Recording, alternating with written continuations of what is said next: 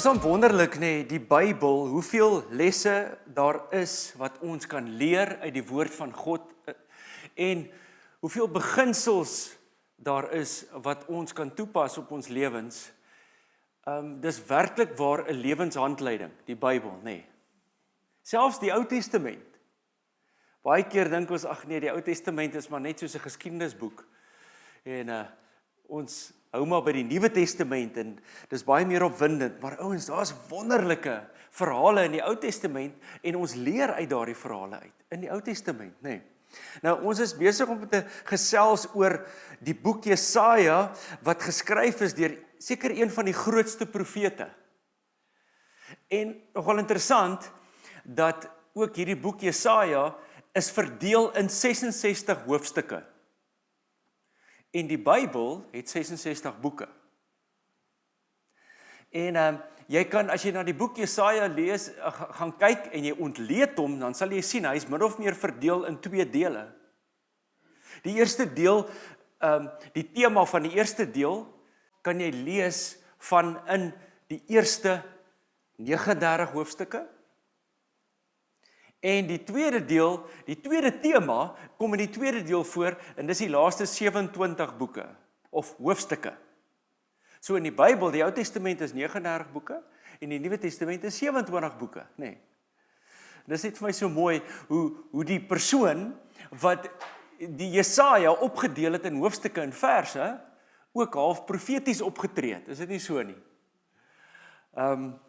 Maar ja, hierdie boek is 'n wonderlike boek, dis soos 'n evangelieboek in die middel van die Bybel, in die Ou Testament. Want Jesaja het baie geprofeteer oor Jesus wat sou kom, ons redder, wat vir ons sou sterf en opstaan. Nou vandag gaan ons fokus op Jesaja 15 tot 17. En hier gaan Jesaja voort om profetiese uitsprake te maak, van oordeel, oor sekere nasies wat in hoogmoed verval het, wat teen God gerebelleer het. Dis nooit goed, nee, om teen God te rebelleer nie, nee. Om hoogmoedig te raak en dink jy het nie God nodig nie. Ek dink julle almal sal met my saamstem. Want verlede week het ons veral ook gekyk na oordeel wat sou kom oor die koning van Babylon. Jesaja het geprofeteer en hy het gesê, hierdie koning van Babylon gaan val, as gevolg van sy hoogmoed en selfverheffing. Ons weet nie wie die koning is nie, daar staan nie geskryf wie die spesifieke koning is nie, maar hy was die koning van Babylon en hy was hoogmoedig, hy het gedink, ons is so wonderlike nasie, en ek is die koning van hierdie magtige nasie, en dit het ongelukkig gelei na sy val. Maar ons het ook gesien, dat hierdie oordeel, hierdie profesie wat uitgespreek was, oor hierdie koning van Babylon, bietjie verder gestrek het, as net 'n aardse, fisiese koning. Maar ons het gesien dat dit ook vir ons 'n beeld gee van die oorsprong van Satan se val. As jy die verse lees, dan kom jy agter, maar wag so bietjie, hierdie verwys nie net na 'n aardse koning nie. En dan ook hierdie uitsprake wat gemaak is, of die val van Satan, kom iewers anders ook voor. Lees ons daarvan in Esegiel 28. Ek weet nie of julle dit al gelees het nie. In Esegiel 28 het die profeet 'n uitspraak gemaak oor die koning van Tyrus. 'n Koning wat ook hoogmoedig geraak het en dink hy so wonderlik. Maar daar ook sien ons dat hierdie verse baie verder strek as net 'n aardse koning en dat dit ook praat van Satan en sy val. En as ons daai verse lees, dan kom ons agter, dit skets bietjie 'n prentjie van wie Satan was, hoe hy was en wat hy gedoen het, en ons lei af dat Satan was 'n gerub gewees. 'n Gerub wat God se troon bedek het, wat God se troon bewaak het. Ons het laas gesien, daar's 3 soorte hemelwesens, ons kry serafs, ons kry gerubs en ons kry engele, nê. En Satan was 'n gerub gewees en die funksie van 'n gerub was om God se troon te bewaak en te bedek. En Satan was een van die hoofgerubs gewees op 'n stadium in die hemel. Hy het God se troon bedek en God het hom baie mooi gemaak. Hy was 'n aantreklike hemelwese. Sy skoonheid was voor die hand liggend. So, Satan is nie noodwendig hierdie ou met hierdie horings en lang stert en 'n vurk nie, hoe hy voorgestel word nie, nê? Dis nie hoe hy geskape was nie. In Esegiel 28 lees ons dat hy was mooi gewees, hy was 'n ligdraer van God gewees ook. 'n Lig het uit hom uitgestraal. Hy was veronderstel om God se lig te reflekteer, maar ongelukkig wou hy dit vir homself gehad het. En dis ook waar die naam Lucifer vandaan kom. Lucifer is maar net die Latynse naam vir ligdraer. En dit is later het dit toe nou 'n titel van Satan geword.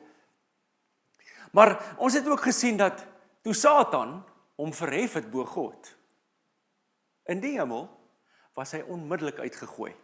Daar was nie 'n stoeigeveg nie, was nie 'n gesukkel nie. Onmiddellik het God hom uit die hemel uitgegooi en hy het geval. Nou vandag mag jy dalk dink, goed Flip, ons is nou besig om deur hierdie boek Jesaja te werk en ons leer van nasies wat tot 'n val gekom het en oordeele wat uitgespreek was oor sekere konings en 'n bietjie van Satan ook. Hoekom moet ons leer van dit? Hoekom moet ons weet van die oordeel van die koning van Babylon, van die koning van Tyrus, of die nasie Moab of Assirië wat tot 'n val gekom het, die nasie Babylon? Hoe het dit betrekking op ons? Ons moet een ding onthou, en dit is dat die Bybel is nie aan ons geskryf nie, dis vir ons geskryf. It's not written to us, but for us, die Bybel. So, wanneer ons die profeet Jesaja lees, dan leer ons wat om nie te doen nie. God het hierdie profeet Jesaja geïnspireer om hierdie boek te skryf, sodat ons gewaarsku kan word om nie in dieselfde slaggate te trap as hierdie konings en hierdie nasies nie. Wel, dalk sê jy vandag, wel, Flip, rarig man, ek gaan myself nou nie probeer gelykstel aan God nie. Ek is nie so Satan nie. Ek gaan myself nooit verhef bo God nie. Moes dink 'n bietjie mooi daaroor. Jy is nie so onskuldig as wat jy dink nie. In elke area van jou lewe waaroor jy in beheer is, het jy jouself op die troon geplaas. Jy het jouself eintlik 'n God gemaak in daardie area van jou lewe. Jy het jouself verhef bo God. Daai deel van jou hart wat jy weghou van die Here af, wat jy nie regtig wil oorgee nie. Jy weet dis nie heeltemal reg wat jy doen nie, maar jy wil in beheer wees van dit. Jy's in beheer, jy wil dit nie laat gaan nie. Jy het jouself eintlik verhef bo God in daardie area. En selfverheffing en hoogmoed was die oorsaak waarom meeste van die nasies en konings geval het. Dit was die probleem in die boek Jesaja. Dis waarom God hulle geoordeel het en hulle gewaarsku het eers voor hy hulle oordeel. Hy het nie net gesê nou gaan ek julle oordeel. Hy het hulle gewaarsku, gesê julle moet bely. Julle moet bely. Maar hulle wou nie en dan het die oordeel gekom. Maar dit was as gevolg van hulle hoogmoed en hulle selfverheffing. Nou kom ons gaan kyk vandag bietjie verder daarna Jesaja 15 tot 17. Dit bevat profeseë van oordeel oor die nasie Moab. Het julle al gehoor van Moab? 'n Oordeel, God spreek 'n oordeel oor hulle uit daar in hoofstuk 15 tot 16. En ook God spreek 'n oordeel uit in hoofstuk 17 oor Damaskus. Damaskus was die hoofstad van Sirië en ook oor die noordelike koninkryk van Israel. Nou, net om vir julle 'n bietjie agtergrond te gee, onthou julle dat die noordelike 10 stamme van Israel, wat verdeel was van Juda, weggebreek het van Juda, wat in die suide was, het op 'n stadium 'n alliansie aangegaan met Sirië, om hulle te help, teen die Assiriërs wat hulle sou aanval, en ook hulle wou Juda aanval. En God, as gevolg van hulle afvalligheid, het hy gesê, ek gaan hierdie Siriërs en die noordelike ryk van Israel oordeel. En in vers 17 sien ons waar God 'n oordeel uitspreek oor hulle. Nou, hoewel dit oorspronklik aan spesifieke volke gerig was, bevat dit tog beginsels wat vandag steeds relevant is vir ons. En ek wil hê dat ons na 'n paar kernboodskappe moet gaan kyk uit Jesaja 15 tot 17. En die eerste een is, hoogmoed lei tot 'n val. As jy dink jy kan jouself verhef bo God, of jy het God nie nodig nie, jy kan onafhanklik van God wees, het jy 'n probleem. Jesaja 16 vers 6. Ons het gehoor van die trotsheid van Moab. Die Engels sê, die arrogansie van Moab. Hy is baie trots van sy hoogmoed en sy trotsheid en sy grimmigheid, sy onbehoorlike grootpratery. So hierdie Moabiete het baie van hulle self gedink. Hulle was 'n magtige nasie gewees, baie welvarend gewees. Maar dit was, hulle hoogmoed was een van die hoofredes waarom God gesê het, ek gaan julle oordeel. En die beginsels geld steeds vandag. Jy sien, wanneer individue, organisasies of nasies dink, hulle het God nie nodig nie, word hulle kwesbaar vir ondergang. En kort voor lank sien jy dat verwoesting vind plaas. Kyk, die mens is eintlik sy eie ondergang. In ons eie menslikheid is ons nie in staat om op die ou einde sukses te hê nie. Die menslike natuur is van so 'n aard, omdat ons in 'n sondige wêreld leef, dat dit lei net na chaos op die ou einde, waar die mens self in beheer wil wees, waar organisasies God wil uitskakel, nasies God nie wil betrokke maak en deel maak van hulle nie. Nederigheid en afhanklikheid van God, ouens, is veiliger as om vertroue in jou eie mag of rykdom of prestasies te hê. Is baie veiliger om op God te vertrou. Jy sien, want hoogmoed maak jou blind vir jou foute en swakhede. Is dit nie so nie? Dis misleidend. En wat sê die woord in Jakobus? God weerstaan die hoogmoediges, maar die wat nederig is van hart, vir hulle gee hy genade. Ek weet nie van julle nie, ek het God se genade nodig. Daarom wil ek graag nederig bly en besef dat ek nie onafhanklik van God kan leef nie. Sodra jy dit doen, dan sê God, wel, hier is my genade vir jou. Ek stort dit uit in jou lewe. Ek gee dit vir jou. My genade is vir jou genoeg. So as ons so vinnig gaan kyk, hoe het hierdie land Moab of hierdie nasie Moab ontstaan? Moab se oorsprong word in die Bybel beskryf daar in Genesis. Onthou julle vir Sodom en Gomorra? Lot het mos in Sodom en Gomorra gebly, nê? En Sodom en Gomorra was so goddelose stad gewees, stad gevul met boosheid, alles wat onsedelik is, het daar aangegaan. Soveel so, dat God gesê het, ek gaan hulle met swaal en vuur vernietig en uitwis. Maar God het toegelaat dat Lot en sy gesin vlug. Hy wou hulle nie saam verwoes nie. Toe het Lot en sy 2 dogters gevlug uit Sodom en Gomorra, en wat gebeur toe met Lot se vrou? Sy draai toe mos nou terug, sy kyk terug en sy verander in 'n soutpilaar. Sy het seker maar terug verlang na Sodom en Gomorra, of ek weet nie, dalk was sy nuuskierig gewees. Vrouens is mos oor die algemeen meer nuuskierig as mans, nê. Om te sien, wat gaan nou aan daar, as hy hoor die. En toe het sy in 'n soutpilaar verander, en daar vlug Lot en net sy 2 dogters bly toe nou oor, en hulle bevind hulle self in 'n grot, hulle daar gaan skuil en daar vir 'n hele ruk gebly. En toe gebeur daar nou iets wat vreemd is, en die 2 dogters dog toe, die hele wêreld is vernietig. Daar's nie meer mans oor vir ons nie, so hoe gaan ons nageslag voortbestaan? En toe maak hulle eie pa dronk, en hulle het toe kinders verwek met hulle pa, wat totaal nie geweet het wat om hom aangaan nie. En dit was 2 dogters, die oudste dogter, daar was toe 'n seun gebore uit dit, en die seun se naam was Moab. En uit daai seun uit het die Moabiete ontstaan. Die tweede dogter se seun was toe gebore, sy naam was Ben-Ami, en hy was die stamvader van die Ammoniete. En so daai twee nasies ontstaan. So die Moabiete kom van nou Lot en sy oudste dogter af. Hulle het hulle toe later gevestig, hierdie Moabiete, aan die ooste kant van die Dooie See, in die gebied wat bekend staan as Moab.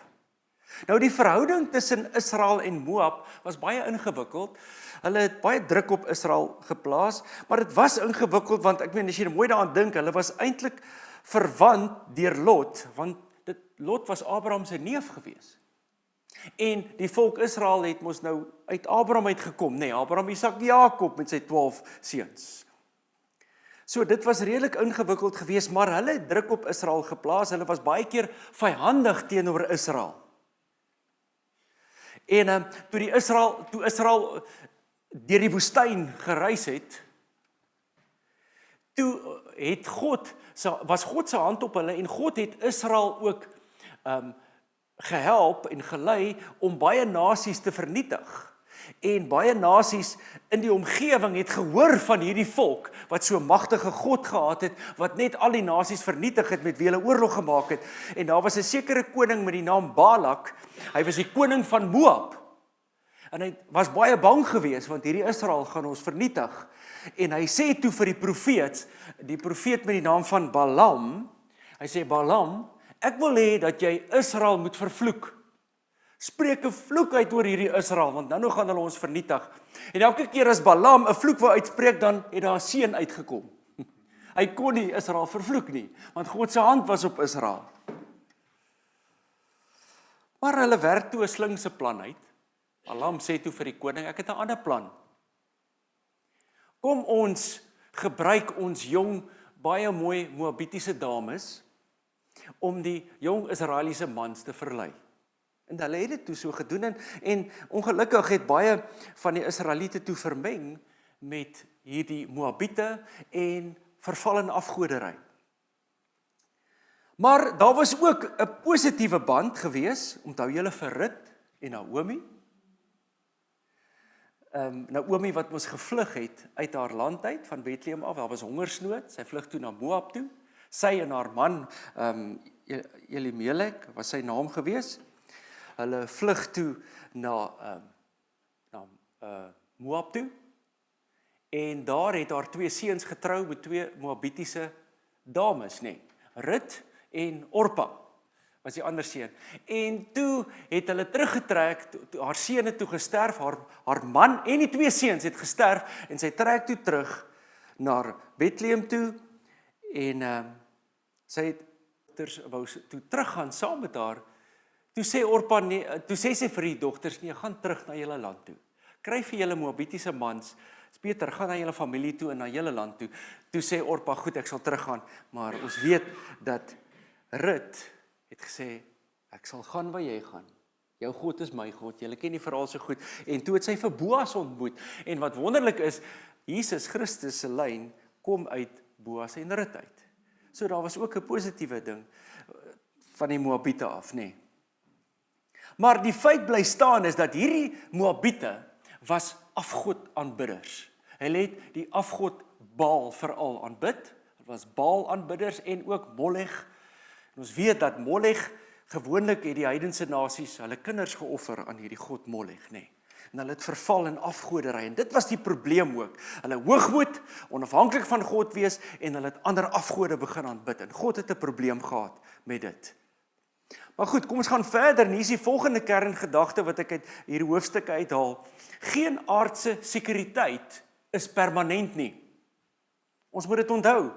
Moab was welvarend gewees. Hulle was baie voorspoedig gewees voor hulle begin geoordeel word en die oordeel van God op hulle geval het, was hulle baie voorspoedig gewees. Damaskus was 'n baie belangrike stad. Nou goed, Damaskus is mos nou die hoofstad van Sirië. Duidelik nou gesê, in hierdie hoofstukke sien ons hoe God 'n oordeel ook uitspreek oor Sirië. Damaskus was 'n belangrike stad, 'n magtige stad. Israel het politieke alliansies aangegaan en hulle het hulle veiligheid in dit gesoek. En tog het alles wat hulle as veilig beskou het, in 'n kort tydperk eintlik verdwyn. Moab in hulle geld, in hulle welvaart, Damaskus wat so magtige, belangrike stad was, en die Israeliete wat gedink het, as ons met hierdie Siriërs 'n alliansie aangaan, dan gaan ons veilig wees. Maar dit het nie gewerk nie. Alles het gelei na verwoesting, want God het hulle geoordeel. Jesaja 15 vers 1. God spraak oor Moab. Hier word dit uitgespreek, waarlik in die nag is Ar-Moab verwoes. Vernietig, waarlik in die nag is Kir-Moab verwoes, vernietig. In een aand, hulle dink hulle is so wonderlike groot stad, maar in een aand was hierdie voorstede verwoes deur die vyand. Jesaja 17 vers 3, hier lees ons nou van Israel, nê? Die 10 stamme van Israel, en die vesting sal verdwyn uit Efraim. Dis 'n ander naam vir die noordelike stamme van Israel. Want Efraim was die grootste stam tussen daai 10 stamme. En partykeer was daai noordryk Efraim genoem. En die vesting sal verdwyn uit Efraim en die koningskap uit Damaskus. Dis nou hierdie Siriërs, nê. So hier word 'n uitspraak gemaak teen hulle ook. En ons sien hier hoe vinnig menslike veiligheid, hoe vinnig magtige stede, politieke mag net kan verdwyn. As God besluit het, dis nou klaar en dis verby. Ons kan nie ons uiteindelike hoop plaas, ouens, in geld, in loopbane, in regerings, in besittings of menslike stelsels nie, ouens. Want dit is nie permanent nie. Dinge wat vir jou permanent lyk, ouens, dit kan vinnig verander. En Moab was op die ou einde totaal vernietig deur die Babiloniërs. Nadat die Babiloniërs Juda in ballingskap weggevoer het, Nebukadneser, Daniël en sy vriende, onthou julle dit? Net na dit, toe kom hulle in en hulle toe vir Moab ook vernietig. Al wat ek hier wil sê is, as hierdie dinge vir jou belangriker word as God, dan gaan dit dalk 'n probleem raak vir jou, want daai dinge verdwyn op die ou einde. Dit is nie vir altyd nie. Dit kan in een oomblik, kan jy alles verloor.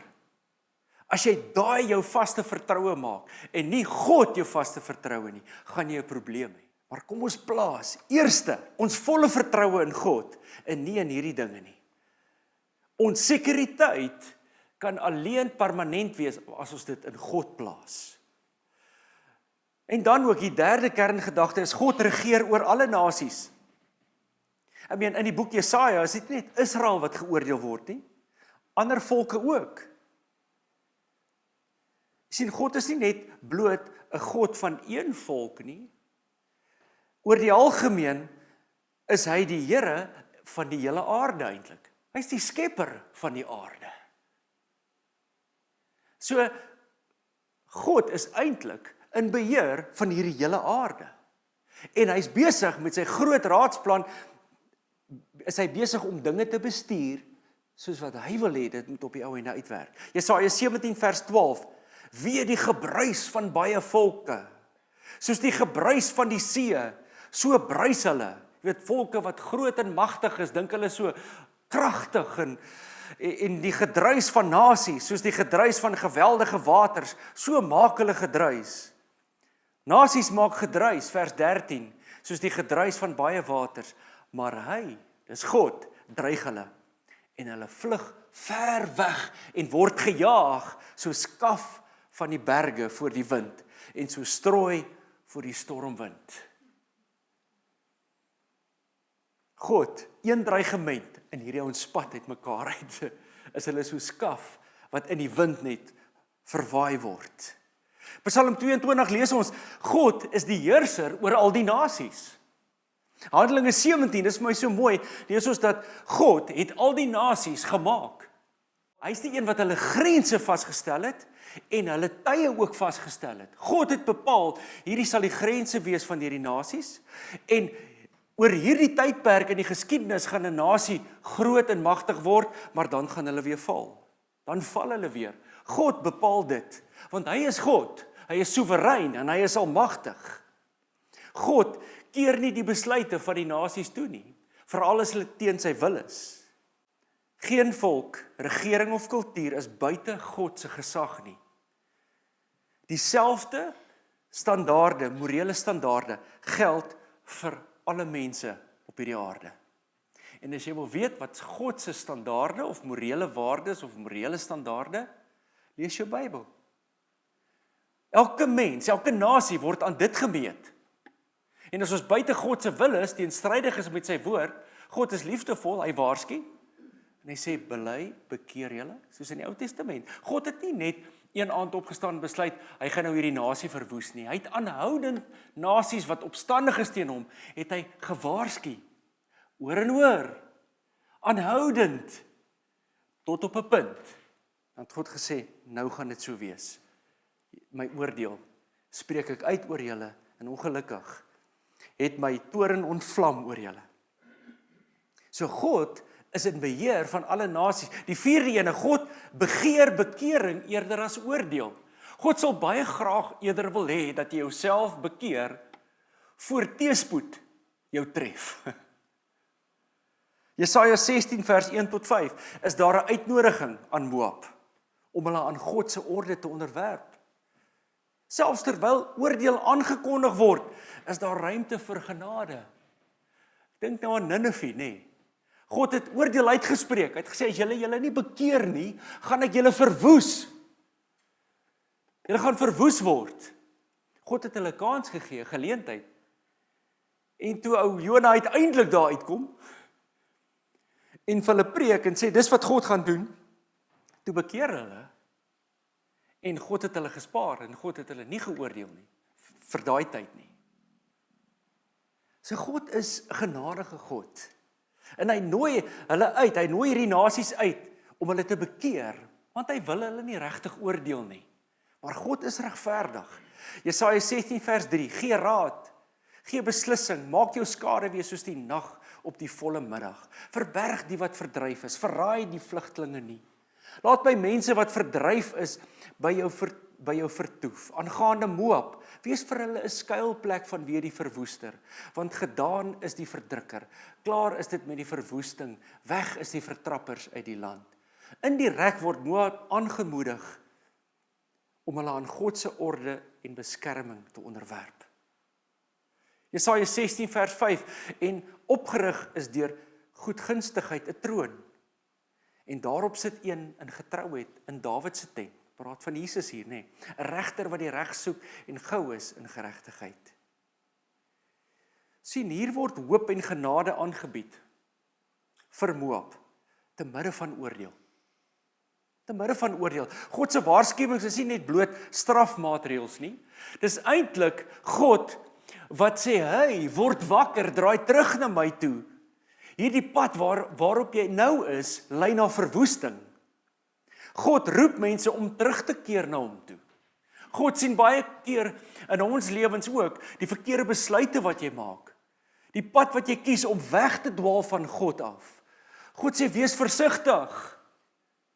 Dit lei na verwoesting, hartseer, teëspoed. Hy wil nie hê dat jy die verkeerde pad moet loop nie. Daarom sal hy deur die Heilige Gees kom en jou oortuig en jou aanmoedig om terug te keer na hom toe.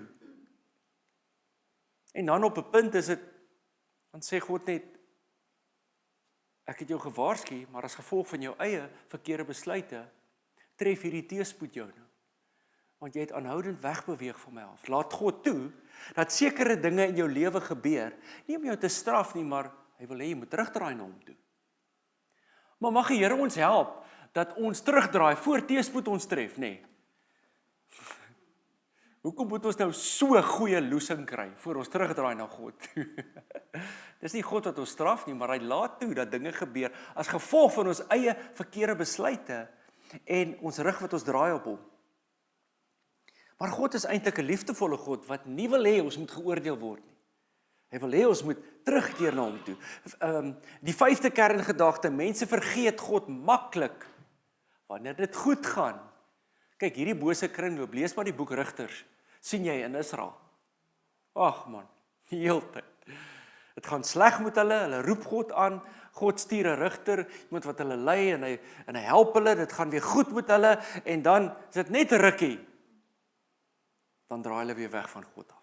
Want wanneer dit goed gaan met mense, dan het hulle nie 'n God nodig nie, hulle dink hulle het nie 'n God nodig nie. Sien dit ons nie in hierdie wêreld ook nie, nê.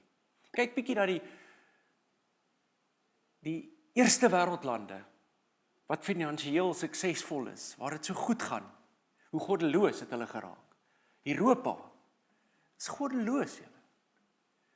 Amerika, Australië, al die lande het meeste mense het hulle rug op God gedraai, want hulle het hom nie nodig, het gaan te goed. God pas nie in hulle raamwerke nie, hy gaan hulle van spoil. Maar God is in beheer van al die nasies. En ons wonder soms, maar hoekom gaan dit so goed met daai mense wat nie God ken nie? Ons God sien dit raak. En die oordeel gaan dalk nie kom in jou leeftyd nie, maar dan gaan 'n tyd kom. Maar God sê tot hier toe en nie verder nie. Nasies wat, ek het 'n probleem met byvoorbeeld abortus. Wat is die verskil tussen abortus en om jou kind te offer aan Molech? Dink goed daaraan, wat is die verskil? Hoeveel miljoene babas was nie al geoffer aan die mens nie, aan jou eie gemaksigtige, humanistiese ingesteldheid nie. Want hierdie kind gaan my net my lewe belemmer. Het gaan net oor jouself. Wat is die verskil, julle? En God sien hierdie goed raak. Hy sien hierdie goed raak. Mag die Here ons beskerm en bewaar, dat ons altyd die Bybel gebruik as ons riglyn en ons maatstaf. Mense vergeet God maklik as dit goed gaan. Die probleem was nie net verkeerde optrede nie, maar dat hulle God vergeet het. Jesaja 17 vers 10. Hier praat hy nou met Israel, en Sirië ook, maar veral Israel, want jy het vergeet die God van jou heil, en nie gedink aan die rots wat jou toevlug was nie. Daarom lê jy lieflike tuine aan en beplant dit met uitlandse wingerdstokke. Jy plant hierdie wingerde, maar jy gebruik eintlik vreemde wingerde of vreemde plantjies, afgode wat ingekom het. En dit lyk vir jou so mooi, maar hierdie lande, hierdie wingerde gaan vernietig word. Jy sien, geestelike verval begin dikwels nie met openlike rebellie nie, maar met 'n geleidelike verwaarlosing van ons verhouding met God. Daarvoor moet ons versigtig wees. Die 6de kerngedagte is, God se oordeel word met medelee uitgevoer. Dis vir my so mooi hierdie, nê. Wys eintlik God se liefdevolle hart. Hy is 'n regverdige God, maar hy het ook medelee en hy's 'n liefdevolle God. Is 'n kenmerk wat ons sien hierso van God in Jesaja 15 tot 16. Is eintlik die profeet ook. Hy's ook hartseer oor Moab se lot. Daar's trane saam met die oordeel. Jesaja 15 vers 5. My hart skreeu oor Moab. My hart skreeu oor Moab. Hy sê dit, vers 9, daarom beween ek die wingerdstok van Sibma met die geween van Jaeser. Ek maak jou nat met my trane. Die mooiste wingerdstokke, wingerde. Ek dink nou hier aan Stellenbosch, as jy die lengte net so begin en daai wingerde staan so mooi, nee, dit is verskriklik mooi. As jy so in Stellenbosch in ry of so bietjie buite Stellenbosch en jy ry so in, dis daarom verskriklik mooi die wingerde, nee. En daai wingerde wat so mooi was, wat het gebeur? Die vyand het gekom en het alles vernietig. En hulle het gehuil oor dit. Die profeet sê, hy was bewoe oor dit. Daarom klaag my ingewande, vers 11. Daarom klaag my ingewande oor Moab, soos 'n sieter, en my binneste oor Kir Heres. Sien, gelowiges, ons moenie met vreugde oor ander se val reageer nie. Ons moet ook medelee hê. Waarheid en medelee moet saamgaan. My laaste kerngedagte. Daar is hoop vir die wat op God vertrou. Amen. Glo julle dit? Daar is hoop vir die wat op God vertrou. Te midde van die oordeel verskyn 'n verwysing na die troon van Dawid in Jesaja 16 vers 5. Ons het nou ook daai vers gelees. Want uiteindelik, ouens, gaan die Messias kom. 'n Nuwe dag gaan aanbreek. Jesus gaan kom. Jesaja 16 vers 5, en opgerig is deur goedgunstigheid 'n troon, en daarop sit een in getrouheid in Dawid se tent, 'n regter wat die reg soek en gou is in geregtigheid. Dit wys vooruit na die Davidiese koning, Jesus Christus, en die vestiging van reg en geregtigheid. Jesaja 17 vers 7, in die dag sal die mens kyk na sy maker en sy oë sal sien op die heilige van Israel. Op die heilige van Israel. So 'n mooi titel wat Jesaja vir God gee, né? En ook God, die Seun, Jesus ook. Die heilige van Israel. En interessant, hy het daai titel vir God begin gee nadat hy sy ontmoeting met God gehad het. Toe God deur 'n lig aan hom verskyn het, onthou julle, in die tempel, toe sê hy, lippe is so onrein, toe die seraf gekom en sy lippe aangeraak. En toe hy gekonfronteer was met 'n heilige God, en hy besef hoe onheilig hy eintlik is. En van daai dag af, toe begin hy God die heilige van Israel te noem.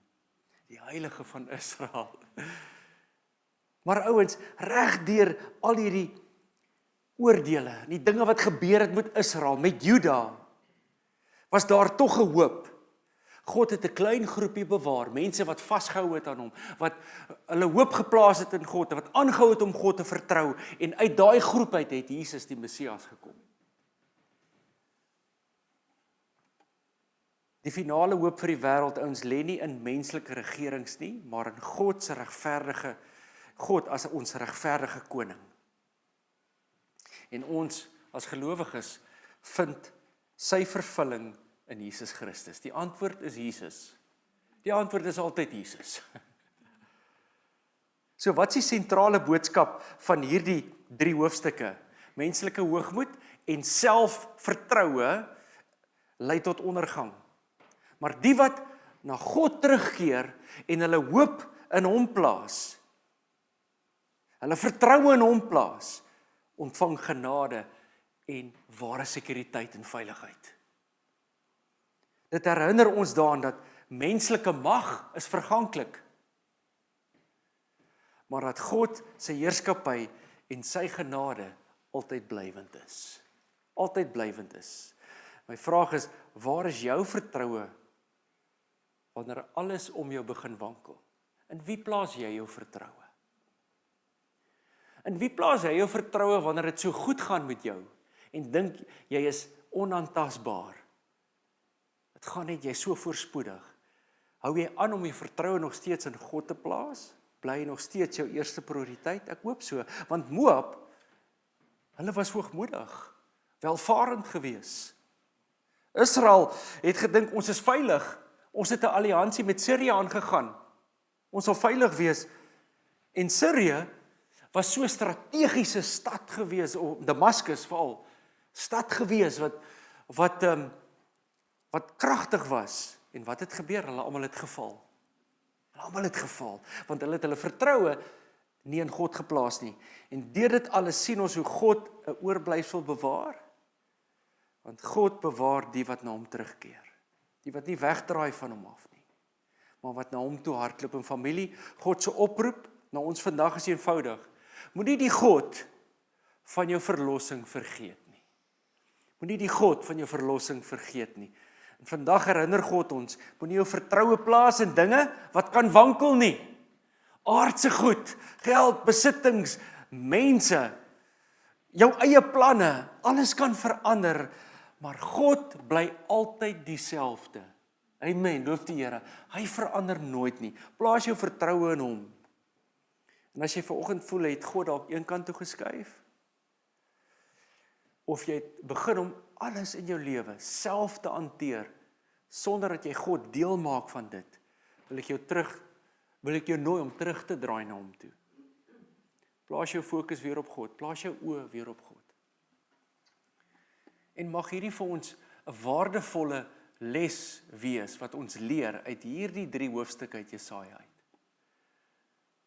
Ons moet onsself aanhoudend herinner, God is my toevlug, hy is my rots, hy is my redding, hy is my verlosser, en ek plaas my vertroue in hom, hy moet eerste kom in my lewe. Amen, loof die Here. Kom ons bid saam. Vader, ons dank U, Here, dat U vir ons 'n veilige skuilplek is, dat U ons redding is, dat U 'n almagtige God is. Here, dat U ons nie begewe of sal verlaat nie, Here. Help ons, Here, dat ons U nie sal vergeet of ontrou word wanneer dit goed gaan met ons nie. Maar dat U Gees ons aanhoudend sal herinner dat U die God is van ons heil, dat U ons verlosser is, dat ons moet vashou aan U. Dat Dankie Here, dankie vir die genade. Ons besef Here, ons is afhanklik van U en dat ons U nodig het Here. Dat ons U nie moet vergeet nie, nooit nie. Die woord sê so mooi, dat ons U moet ken in al ons weë. Help ons, herinner ons Vader, dat ons eerste uitweg altyd sal wees, om U te ken in die saak en te bid daaroor, voor ons al die ander bronne raadpleeg. Dat ons eerste sal bid oor die saak, herinner ons daaraan asseblief Vader. Ons eer en ons loof U Here in Jesus naam. Amen, prys die Here.